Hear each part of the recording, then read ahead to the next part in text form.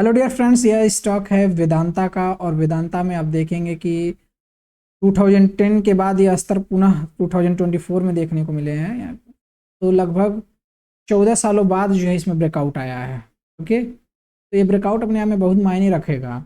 और monthly time frame पे breakout है तो कम से कम 1 से 3 साल के लिए इस स्टॉक की एनालिसिस का वैधता है, आप मान के समझ सकते हैं। और ज़रूरी नहीं है कि 1-2 दिन में आप जो सोचें वही प्राइस हिट हो जाए।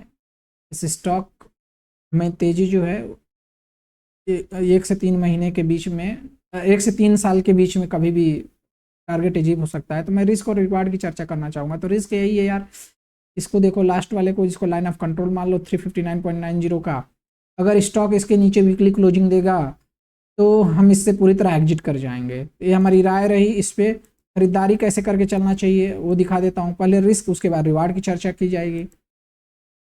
तो रिस्क, अगर करंट प्राइस पे 100% खरीदते हो तो आपको जो है 20% के लगभग रिस्क देखने को मिलेगा।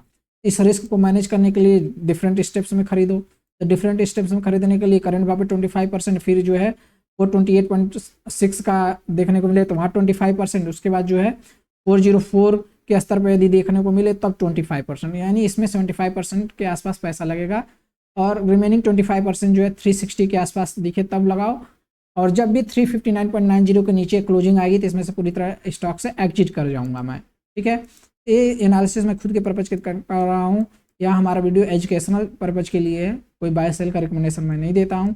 इसमें भावी टारगेट क्या हो सकते हैं, तो जितने का कंसोलिडेशन हुआ उतने का लगभग टारगेट निकल के आ जाएगा। तो कंसोलिडेशन का डेप्थ को एनालिसिस कर लेते हैं। तो जब हम इसको एनालिसिस करके देखते हैं तो हमारा आता है टारगेट निकल के 838 का, लगभग 94% का 838। वाह, ये डबल होने की क्षमता रखता है। लगभग 838 का टारगेट निकल के आएगा। लेकिन 1 से 3 साल के लिए चार्ट वैलिड है। ये स्टॉक 1 साल के अंदर भी उसको हिट कर सकता है, या 1 साल ले सकता है, या 3 साल भी ले सकता है। तो ये टाइम फ्रेम आपको कोई एग्जैक्ट नहीं बता सकता है। ये हमारी राय रही। वेदांता पे अगर 60 टाइम फ्रेम में अगर इसके देखें कि टारगेट क्या निकल के आएंगे, तो 60 टाइम फ्रेम में इसके टारगेट जो है, पहला लक्ष्य 492 का है, उसके बाद 687 का है, उसके बाद 883 का है। ये राय रही वेदांता के स्टॉक पे हमारी, जिसको मैं बहुत लाइक करता हूँ। कोई भी यहाँ बाय सेल का रिकमेंडेशन नहीं दिया जाता। किसी भी खरीद फरोख्त करने से पहले अपने स्वयं के विवेक का इस्तेमाल करें, अपने फाइनेंशियल एडवाइजर की राय लें।